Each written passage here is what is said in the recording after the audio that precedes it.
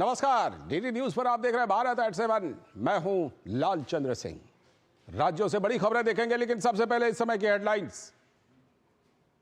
हरियाणा में पीएम मोदी ने कहा, कांग्रेस सिर्फ सत्ता की सगी, वो मुस्लिम समाज का कभी नहीं कर सकती भला। पीएम ने कहा, मुसलमान को अध्यक्ष क्यों नहीं बना लेती कांग्रेस।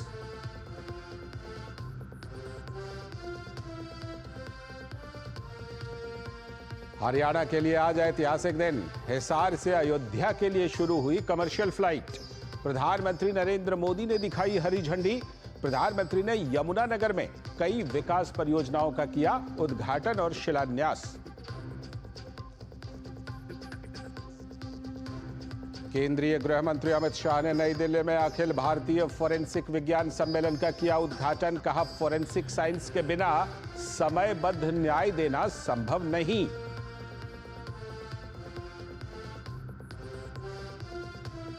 पश्चिम बंगाल के दक्षिणी 24 परगना में भड़की हिंसा। नए वक्फ कानून के खिलाफ प्रदर्शन कर रहे मुसलमानों ने किया चक्का जाम। केंद्रीय मंत्री सुकांतो मजूमदार ने मालदा में शरणार्थी कैंपों में पीड़ितों से की मुलाकात।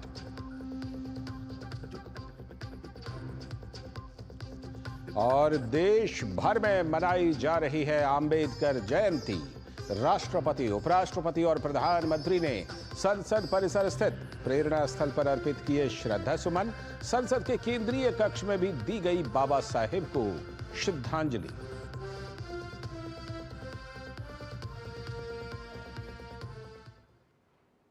हेडलाइन के बाद खबर विस्तार से। आज डॉक्टर भीमराव अंबेडकर की जन्म जयंती है। भारत के संविधान निर्माता और समाज सुधारक बाबा साहेब अंबेडकर को देश भर में सम्मान और आदर से याद किया जा रहा है। तो संसद भवन में उनकी जयंती के उपलक्ष्य में एक विशेष कार्यक्रम आयोजित किया गया। आज डॉक्टर भीमराव अंबेडकर की 135वीं जयंती है। भारत के संविधान निर्माता और समाज सुधारक बाबा साहेब अंबेडकर को देश भर में सम्मान और आदर से याद किया जा रहा है। संसद भवन में उनकी जयंती के उपलक्ष्य में एक विशेष कार्यक्रम आयोजित किया गया। अंबेडकर जयंती के अवसर पर कई प्रमुख नेता संसद परिसर में प्रेरणा स्थल पर एकत्रित हुए और बाबा साहेब डॉक्टर भीमराव अंबेडकर को उनकी जयंती पर भावभीनी श्रद्धांजलि अर्पित की। 14 अप्रैल 1891 को मध्य प्रदेश के सैन्य छावनी महू में जन्मे डॉक्टर अंबेडकर एक महान विधिवेत्ता, अर्थशास्त्री, समाज सुधारक और राजनीतिक नेता थे। भारतीय संविधान के मुख्य वास्तुकार के रूप में उन्होंने संविधान की मसौदा समिति की अध्यक्षता की और बाद में तत्कालीन प्रधानमंत्री पंडित नेहरू के मंत्रिमंडल में पहले कानून और न्याय मंत्री के रूप में कार्य किया। उन्हें वर्ष 1990 में मरणोपरांत भारत के सर्वोच्च नागरिक सम्मान भारत रत्न से सम्मानित किया गया। डॉक्टर अंबेडकर की जयंती पर संसद भवन परिसर में प्रेरणा स्थल पर श्रद्धांजलि अर्पित करने वालों में राष्ट्रपति द्रौपदी मुर्मू, उपराष्ट्रपति जगदीप धनखड़, प्रधानमंत्री नरेंद्र मोदी, लोकसभा अध्यक्ष ओम बिरला सहित कई केंद्रीय मंत्री, राज्यसभा में नेता प्रतिपक्ष मल्लिकार्जुन खड़गे, लोकसभा में विपक्ष के नेता राहुल गांधी और केंद्रीय संसदीय कार्य मंत्री किरेन रिजिजू सहित कई सांसद और गणमान्य व्यक्ति शामिल हुए। सभी गणमान्य लोगों ने भारतीय संविधान के निर्माता को पुष्पांजलि अर्पित की और समारोह में मौजूद बौद्ध भिक्षुओं से आशीर्वाद लिया। इस आयोजन की एक विशेष बात ये रही कि इसमें बौद्ध भिक्षुओं द्वारा मंत्रोच्चार किया गया, जिससे माहौल आध्यात्म और सम्मान से भर गया। देश भर से आए दलित समाज के प्रतिनिधियों, सामाजिक कार्यकर्ताओं और युवाओं ने भी इस समारोह में भाग लेकर बाबा साहेब के प्रति अपनी श्रद्धा व्यक्त की। संसद भवन परिसर में आयोजित ये श्रद्धांजलि कार्यक्रम न केवल एक सांकेतिक समारोह था, बल्कि ये बाबा साहेब की विरासत को आगे बढ़ाने का संकल्प भी था। उनके विचार आज भी उतने ही प्रासंगिक हैं जितने संविधान निर्माण के समय थे। चाहे वे समानता की बात हो, शिक्षा का अधिकार, महिलाओं की स्वतंत्रता या सामाजिक न्याय। इससे पहले राष्ट्रपति द्रौपदी मुर्मू ने बाबा साहेब भीमराव अंबेडकर की जयंती पर सभी देशवासियों को शुभकामनाएं दी। राष्ट्रपति द्रौपदी मुर्मू ने सोशल मीडिया प्लेटफॉर्म एक्स पर लिखा कि भारतीय संविधान के शिल्पकार बाबा साहेब भीमराव रामजी अंबेडकर के जन्म दिवस पर मैं सभी देशवासियों को हार्दिक बधाई और शुभकामनाएं देती हूँ। प्रधानमंत्री नरेंद्र मोदी ने भारत रत्न बाबा साहेब को उनकी जयंती पर नमन किया। पीएम मोदी ने एक्स पर लिखा, सभी देशवासियों की ओर से भारत रत्न पूज्य बाबा साहेब को उनकी जयंती पर कोटि कोटि नमन। ये उन्हीं की प्रेरणा है कि देश आज सामाजिक न्याय के सपने को साकार करने में समर्पित भाव से जुटा हुआ है। उनके सिद्धांत और आदर्श आत्मनिर्भर और विकसित भारत के निर्माण को मजबूती और गति देने वाले हैं। साथ ही पीएम मोदी ने एक वीडियो भी साझा किया। बाबा साहब मानवता के पक्षकार, अमानवीयता की हर चीज को वो नकारते थे, उसका परिमार्जन का प्रयास करते थे और हर चीज संवैधानिक तरीके से करते थे। बाबा साहब हमें क्या संदेश देते? उन्होंने समाज को एक ही बात कही, भाई शिक्षित बनो, और एक बार अगर आप शिक्षित होंगे तो दुनिया के सामने आप आंख से आंख मिला करके बात कर पाओगे। दूसरा मंत्र दिया, संगठित बनो, और तीसरा बात बताया, मानवता के पक्ष में संघर्ष करो, अमानवीय चीजों के खिलाफ आवाज उठाओ।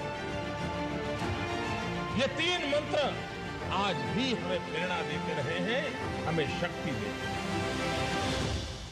वहीं संविधान सदन के केंद्रीय कक्ष में बाबा साहेब भीमराव अंबेडकर के तैलचित्र पर पुष्प गुच्छ अर्पित कर श्रद्धांजलि दी गई। इस अवसर पर लोकसभा अध्यक्ष ओम बिरला, केंद्रीय मंत्री और भाजपा के राष्ट्रीय अध्यक्ष जेपी नड्डा, लोकसभा में नेता प्रतिपक्ष और सांसद राहुल गांधी, राज्यसभा में नेता विपक्ष और कांग्रेस अध्यक्ष मल्लिकार्जुन खड़गे, केंद्रीय मंत्री किरेन रिजिजू, अर्जुन राम मेघवाल, पीयूष गोयल, केंद्रीय संसदीय दल की अध्यक्ष सोनिया गांधी, दिल्ली की मुख्यमंत्री रेखा गुप्ता और अन्य नेताओं ने संविधान सदन के सेंट्रल हॉल में पुष्पांजलि अर्पित की। डॉक्टर आम्बेडकर केवल संविधान निर्माता नहीं थे, वे सामाजिक चेतना के अग्रदूत थे। उनके विचारों से प्रेरित होकर आज देश सबका साथ, सबका विकास, सबका विश्वास और सबका प्रयास, इसी मंत्र को अपनाते हुए एक समावेशी समाज की ओर अग्रसर है। Bureau report, DD news. और उधर नागपुर स्थित दीक्षा भूमि बाबा साहेब के पंच तीर्थों में से एक है। तो दीक्षा भूमि उस स्थान पर स्थित है जहां भारतीय संविधान के वास्तुकार डॉक्टर बाबा साहब अंबेडकर ने 14 अक्टूबर 1956 को बौद्ध धर्म अपनाया था। आज दीक्षा भूमि पर उनके अनुयायी एकत्रित हुए और यहां हो रहे कार्यक्रमों में शिरकत किए। महाराष्ट्र में अंबेडकर जयंती के अवसर पर बड़ी संख्या में बौद्ध अनुयायी और दर्शनार्थी नागपुर में दीक्षा भूमि पर श्रद्धांजलि देने के लिए एकत्र हुए। यह स्थल बाबा साहब का स्मारक है, जिसमें एक अनोखा स्तूप और जीवन प्रदर्शनियां हैं। 14 अक्टूबर 1956 को डॉक्टर बाबा साहेब अंबेडकर और उनकी पत्नी ने कुशीनगर के बर्मी मुनि महास्थवीर चंद्रमणि से 3 ज्वेल्स और 5 प्रीसेप्ट्स की शपथ ली। नागपुर स्थित दीक्षा भूमि बाबा साहब के पंच तीर्थों में से एक है। दीक्षा का निर्माण 1968 में भिक्षुओं के लिए क्वार्टर के साथ 4 एकड़ में शुरू हुआ था। स्तूप 1978 में बनाया गया था और तब से इसे एक प्रमुख बौद्ध स्थल के रूप में प्रतिष्ठित किया गया है। इसके अंदर एक गोलार्ध 2 मंजिला इमारत है, जिसमें 5000 भिक्षुओं के ठहरने की व्यवस्था है। इसकी स्थापत्य भव्यता और ऐतिहासिक महत्व दीक्षा भूमि को एक प्रमुख तीर्थ केंद्र बनाते हैं। कृतज्ञ राष्ट्र आज बाबा साहब भीमराव अंबेडकर को श्रद्धांजलि अर्पित कर रहा है। इस वक्त दीक्षा भूमि में है, जो नागपुर में स्थित है। हमारे साथ गजघाटी जी हैं, जो कि यहाँ के सेक्रेटरी भी हैं, जो दीक्षा भूमि ट्रस्ट है, ट्रस्टी हैं। क्या क्या तैयारियां की हैं आपने? महाराष्ट्र शासन के सभी विभाग जो जन सुविधा उपलब्ध करना चाहिए वो सारी जन सुविधा उन्होंने उपलब्ध कराई है। नागपुर की पुलिस ने अपनी व्यवस्था चौक रखी है और समता सैनिक दल भी इस समय यहाँ तत्पर सेवा दे रहा है और ये शाम तक कम से कम 3 से 4 लाख लोग अपेक्षित है। किस तरीके का कार्यक्रम होता है? 14 अप्रैल को बाबा साहब के लाखों ने यहाँ उनके स्तूप में स्थित मध्यवर्ती जो स्तूप है, उस स्तूप में वो अस्थि को पुष्प अर्पित करने के लिए लाखों ने आए थे, उनके वंदन करते हैं। ये जो हमारे पीछे आप देख रहे हैं, ये बेसिकली एशिया का सबसे बड़ा जो स्तूप है वो है यहाँ पर इसके अंदर, और वहाँ पे जो है लोग जाते हैं। प्रधानमंत्री नरेंद्र मोदी ने 30 मार्च को यहां का दौरा किया था और बाबा साहेब को श्रद्धांजलि अर्पित की थी। पीएम ने दीक्षा भूमि की रिकॉर्ड बुक में लिखा था कि बाबा साहेब के 5 तीर्थों में से एक नागपुर स्थित दीक्षा भूमि में आने का सौभाग्य पाकर अभिभूत हूँ। दीक्षा भूमि पे जो अलग जो बात होती है वो यहाँ किताबों का मेला लगता है और वो किताबें जो लोग खरीद के यहाँ से लेके जाते हैं वही विचारों की क्रांति लाने के लिए एक सहायक होता है। दीक्षा भूमि आने की जो प्रेरणा है वो थोड़ा सा मैं व्यक्त करना चाहूंगी। पाँव रखते ही दिल में मचा शोर है, पाँव रखते ही दिल में मचा शोर है, दीक्षा भूमि की मिट्टी कुछ और है, दीक्षा भूमि की मिट्टी कुछ और है। ये हमारे लिए ऊर्जा भूमि है। यहाँ आने के बाद में हमको जो है इतनी ऊर्जा प्राप्त हो जाती है कि हम अपना काम पूरी हिम्मत के साथ में, पूरा विश्वास के साथ में, हमारे आत्मविश्वास के साथ में काम करते हैं। गौरतलब है कि देश भर में डॉक्टर बाबा साहेब आम्बेडकर की जयंती जोर शोर से मनाई जा रही है। कई लोग हैं जो काफी बूढ़े हैं, उनको भी हमने देखा व्हीलचेयर के माध्यम से वो यहाँ पर आ रहे थे। कोशिश ये की जाती है कि यहाँ पर इस दिन आया जाए और इसके अलावा यहाँ छोटे मोटे दुकान जो है बाहर जो है वो भी लगते हैं। अपने सहयोगी कृष्णा मस्के के साथ महेश कुमार शीतल, दूरदर्शन समाचार, नागपुर, महाराष्ट्र। और भारत रत्न डॉक्टर बाबा साहेब आम्बेडकर की जयंती के अवसर पर मुंबई स्थित चैत्य भूमि पर भी देश भर से आए लाखों अनुयायियों ने उन्हें श्रद्धांजलि अर्पित की। भारत रत्न डॉक्टर बाबा साहेब आम्बेडकर की जयंती के अवसर पर महाराष्ट्र के राज्यपाल सीपी राधाकृष्णन और मुख्यमंत्री देवेंद्र फडणवीस ने मुंबई के दादर स्थित चैत्य भूमि पहुंचकर उन्हें श्रद्धांजलि अर्पित की। बाबा साहेब अम्बेडकर की जयंती पर दुनिया भर के लोग उन्हें नमन कर रहे हैं।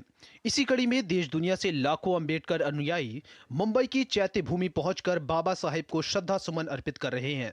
डॉक्टर अम्बेडकर की जयंती को खास बनाने के लिए मुंबई महानगर पालिका, मुंबई पुलिस और भारतीय बौद्ध महासभा की ओर से हर तरह के इंतजाम किए गए ताकि किसी भी अनुयायी को परेशानी ना हो।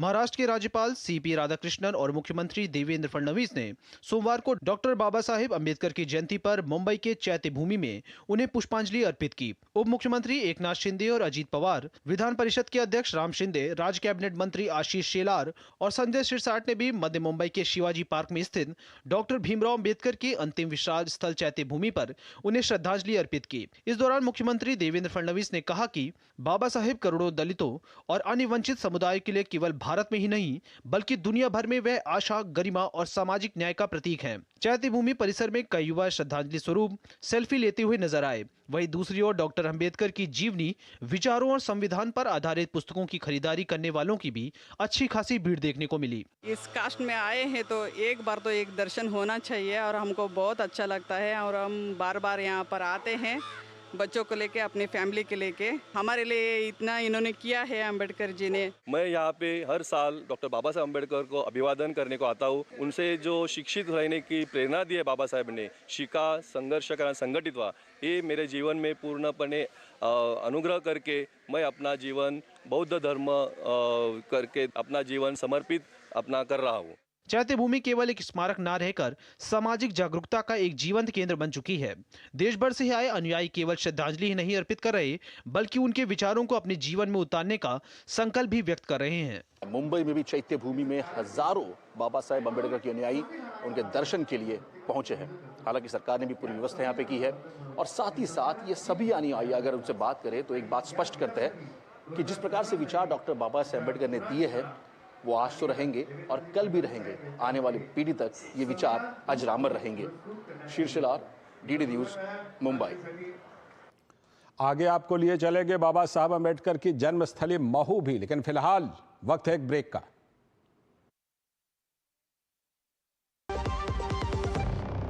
बिहार से मुंबई की फिल्मी चकाचौंध तक के सफर में मुझे कई लोगों के साथ काम करने का तजुर्बा हुआ। उनसे कुछ न कुछ सीखने का मौका मिला। ऐसे ही सीखने, तजुर्बा हासिल करने और प्रगति का मौका लेकर आई है प्राइम मिनिस्टर इंटर्नशिप स्कीम।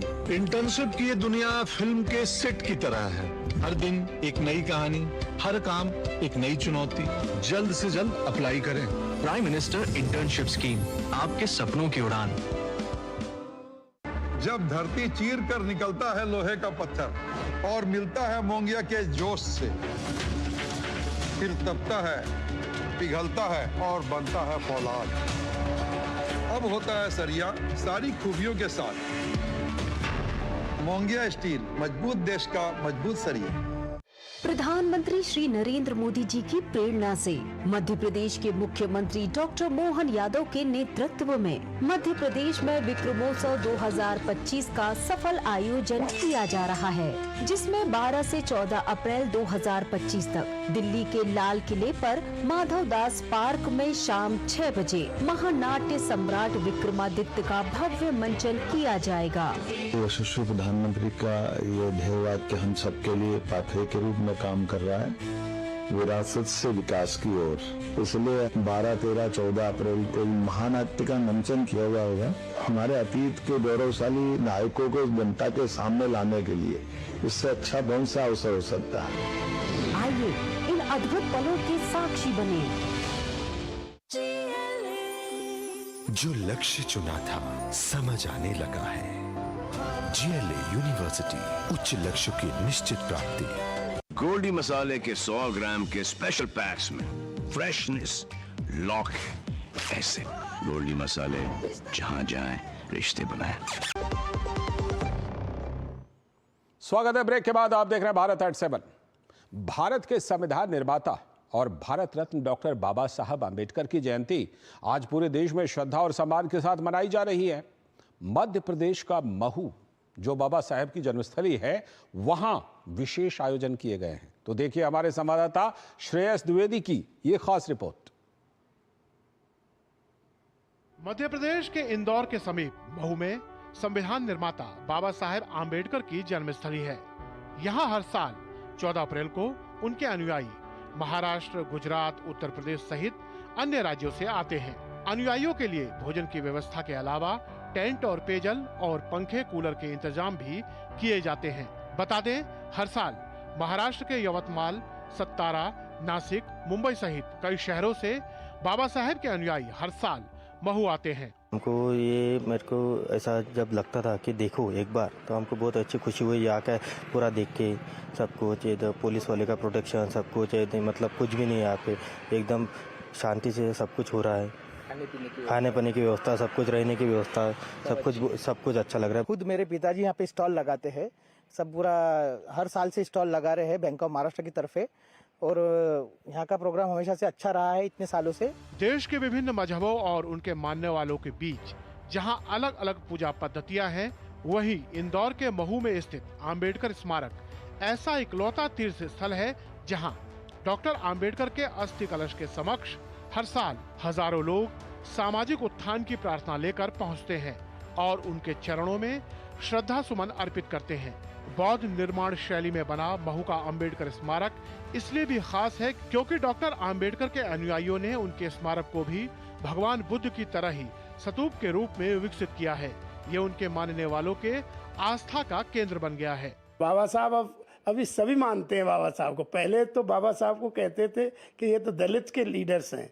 अब एक भारत में एक बड़ी चेतना आई है और जागृति हुई है, तो उन्होंने हर वर्ग के लिए काम किया, देश के लिए काम किया। डॉक्टर आम्बेडकर की विचारधारा को जन जन तक पहुंचाने और उनके जन्म स्थान को एक राष्ट्रीय स्मारक के रूप में विकसित करने में मौजूदा केंद्र सरकार की भी अहम भूमिका रही है। प्रधानमंत्री नरेंद्र मोदी की अगुवाई में महू को न सिर्फ पर्यटन नक्शे पर उभारा गया, बल्कि यहाँ बुनियादी सुविधाएं भी तेजी से विकसित की गयी। साल 2016 में प्रधानमंत्री नरेंद्र मोदी खुद महू पहुंचे और डॉक्टर आम्बेडकर को श्रद्धांजलि दी। उन्होंने कहा था, बाबा साहेब एक व्यक्ति नहीं बल्कि एक विचार थे और उस विचार को जीवित रखने के लिए हम इस पवित्र धरती का विकास करेंगे। महू में डॉक्टर आम्बेडकर के शुरुआती वर्ष उनके विचारों की नींव थे। विपरीत परिस्थितियों में जन्म लेकर भी उन्होंने शिक्षा, समानता और न्याय को अपना लक्ष्य बनाया। ये शहर गर्व करता है कि ये उनकी जन्मस्थली है। साधारण शुरुआत से निकलकर आम्बेडकर ने कोलंबिया यूनिवर्सिटी और लंदन स्कूल ऑफ इकोनॉमिक्स से शिक्षा प्राप्त की। उनका जीवन अन्याय के खिलाफ एक सतत संघर्ष रहा, जो भारतीय संविधान के निर्माण में चरम पर पहुंचा। यह वही भूमि है जहां डॉक्टर भीमराव अंबेडकर ने जन्म लिया था और आज यहां हर जाति, हर भाषा, हर वर्ग का इंसान एक साथ खड़ा है, उनके बताए रास्ते पर चलने का संकल्प लिए हुए। महू आज सिर्फ अंबेडकर की जन्मभूमि नहीं, सामाजिक समरसता और संविधान की चेतना का प्रतीक बन चुका है। Shreyas Dwivedi, DD news, Mhow. तो बाबा साहब की जयंती मनाई जा रही है और केंद्रीय मंत्री और बीजेपी के अध्यक्ष जेपी नड्डा ने संविधान निर्माता भारत रत्न डॉक्टर भीमराव अंबेडकर की जयंती के अवसर पर दिल्ली स्थित राष्ट्रीय स्मारक महापरिनिर्वाण स्थल में बाबा साहेब की प्रतिमा पर पुष्पांजलि अर्पित की। ये राष्ट्रीय स्मारक पंचतीर्थ में शामिल है। इस मौके पर दिल्ली की मुख्यमंत्री रेखा गुप्ता ने भी पुष्पांजलि अर्पित की।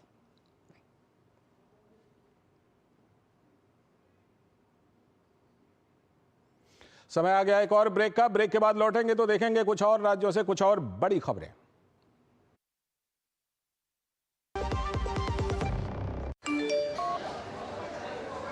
वीडियो लाइक करने के पैसे मिलेंगे। So easy.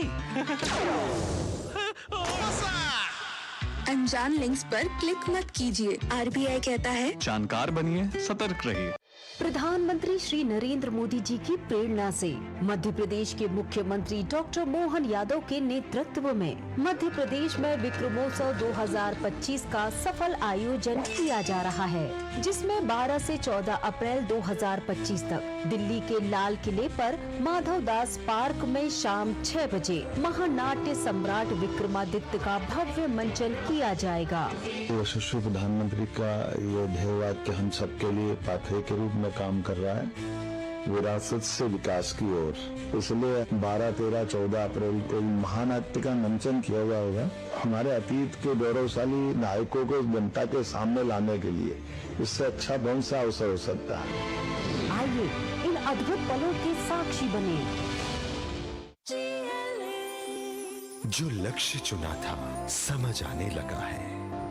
जीएलए यूनिवर्सिटी, उच्च लक्ष्य की निश्चित प्राप्ति। मेरी पसंद, मेरी पसंद, मेरी पसंद, मेरी पसंद, हमारी पसंद, हम सबकी पसंद। मजबूत देश का मजबूत सरिया हो गया स्टील। गोल्डी मसाले के 100 ग्राम के स्पेशल पैक्स में फ्रेशनेस, लॉक ऐसे। गोल्डी मसाले, जहां जाएं रिश्ते बनाएं। स्वागत है ब्रेक के बाद। आप देख रहे हैं भारत एट 7। अब खबर पूर्वोत्तर राज्य असम से, जहां गोरू बिहू से 7 दिन के त्योहार रोंगाली बिहू की शुरुआत हो गई है। यह असमिया नववर्ष की शुरुआत और वसंत के आगमन का प्रतीक है। तो वहीं केरल में भी आज बड़ी धूमधाम से नववर्ष पर्व विशु मनाया जा रहा है। असम में गोरू बिहू से 7 दिन के त्योहार रोंगाली बिहू की शुरुआत हो गई है। रोंगाली बिहू, जिसे बोहाग बिहू के नाम से भी जाना जाता है, भारत के पूर्वोत्तर राज्य असम में मनाए जाने वाला एक प्रमुख त्योहार है। ये असमिया नववर्ष की शुरुआत और वसंत के आगमन का प्रतीक है। आमतौर पर यह त्योहार 7 दिनों तक मनाया जाता है। ये 7 बिहू के नाम से भी प्रचलित है। आज पहले दिन इसे गोरू बिहू के रूप में मनाया गया है। गोरू बिहू में मुख्य रूप से मवेशियों, विशेषकर गायों की पूजा होती है। इस त्योहार में बड़ी संख्या में लोग एक साथ लोकगीत गाते हैं और नृत्य करते हैं। असमिया नववर्ष के अवसर पर लोग अपने प्रियजनों से मिलकर उन्हें शुभकामनाएं भी देते हैं। इस त्योहार को सम्मान और प्रेम के प्रतीक के रूप में पारंपरिक असमिया शॉल गमोचा देकर भी मनाया जाता है। वहीं दक्षिण भारत के केरल में आज बड़ी धूमधाम से नववर्ष पर्व विशु मनाया जा रहा है। विशु केरल वासियों का प्रमुख त्योहार है, जिसे मलयालम नववर्ष भी कहा जाता है। ये फसल और समृद्धि का त्योहार है। विशु नई शुरुआत का प्रतीक है और इस दिन लोग अपने घरों में भगवान विष्णु और उनके अवतार श्री कृष्ण की मूर्ति स्थापित करते हैं और पूजा करते हैं। भगवान को 26 प्रकार का भोग भी लगाया जाता है। केरल में गुरुवायूर, श्री पद्मनाभन स्वामी मंदिर, सबरीमला जैसे प्रमुख मंदिरों में विशुकनी और विशेष अनुष्ठान किए जा रहे हैं। इन मंदिरों में सुबह से ही बड़ी संख्या में श्रद्धालुओं की बड़ी भीड़ देखी गई। Bureau report, DD news. और अब बात नए वक्फ संशोधन कानून की, जिसको लेकर मुंबई के लोगों में काफी खुशी है। मुंबई के स्थानीय लोगों ने वक्फ संशोधन कानून को देश के हित में बताया है। साथ ही उन्होंने कहा कि इससे आने वाले समय में मुस्लिम समुदाय को ही काफी फायदा होगा। वक्फ अमेंडमेंट बिल अपने संसद ने पास किया, उसका मैं यहाँ पर हार्दिक स्वागत करता हूँ, क्योंकि ये वक्फ अमेंडमेंट बिल से जो आम मुस्लिम जनता है, उस आम मुस्लिम जनता को इसका फ़ायदा होने वाला है। इससे पहले क्या था कि कुछ चुनिंदा लोगों के पास वक्फ बोर्ड की ताकत थी, उसका वो गैर वापर कर रहे थे, मिसयूज़ कर रहे थे। तो ये मिसयूज़ आज से बंद होगा और आम मुस्लिम जनता जो है उनके लिए अच्छे अच्छे कॉलेजेस खुलेंगे, अच्छे अच्छे अस्पताल खुलेंगे, इंजीनियरिंग कॉलेज खुलेंगे, बहुत सारे कॉलेज होंगे। उससे एक अच्छा नागरिक बनने के लिए इस वक्फ बिल का बहुत ही अच्छा फ़ायदा होने वाला है। पिछले 60, 65, 70 साल में आप देख लो, किसी भी मुसलमान को वक्फ बोर्ड की तरफ से 1 रुपये का भी फ़ायदा हुआ नहीं है। ना स्कूल, ना कॉलेज, ना हॉस्पिटल, ना कोई बेनिफिट, ना उसको कोई सोशल एक्टिविटी हुई है। अब तक की जो सरकार थी, उन्होंने सिर्फ मुसलमानों को एक पर्दे के पीछे रखा, उनको मिसगाइड किया। वक्फ बोर्ड आपकी है, लेकिन आपको इसका फ़ायदा नहीं मालूम और ना उन्होंने कभी बताया। अब ये नया जो अमेंडमेंट बिल आया है वक्फ बोर्ड का, इस पर मैं उम्मीद रखता हूँ इंशाल्लाह कि लोगों को इसका फ़ायदा मिलेगा। आज जो हमारे बच्चे स्कूल और कॉलेजेस के लिए यहाँ वहाँ भटकते हैं, इसमें से अगर कुछ स्कूल वगैरह बनती है तो उसका बेनिफिट मिलेगा। नए वक्फ कानून से देश के मुसलमानों को बहुत ही बड़ा लाभ होगा। इस कानून से जो वक्फ माफिया हैं, जिस तरह से उन्होंने लूट खसोट कर वक्फ की ज़मीनों को अपने फ़ायदे के लिए कब्ज़ा कर अपने खुद के लिए इस्तेमाल कर रहे थे, अब इनकी इस दबंगई पर और लूट खसोट पर ताला तो लगेगा ही, साथ ही उन संपत्तियों पर स्कूल, कॉलेज, हॉस्टल और हॉस्पिटल बनाकर आम मुसलमानों के लिए उसका फ़ायदा कैसे हो, इसका वो ध्यान दिया जाएगा। और माननीय प्रधानमंत्री श्री नरेंद्र मोदी जी ने आज तक जो देश हित में है, आम जनता के हित में है, इस पर काम किया है। ये बिल भी बहुत फ़ायदेमंद है। ये कुछ लोग इस बिल के आने के, इस कानून के आने के बाद हाहाकार मचा रहे हैं, जो बहुत ही निंदनीय है। और इसी के साथ आज के भारत एट 7 में इतना ही। पूरी टीम को दीजिए अनुमति। नमस्कार।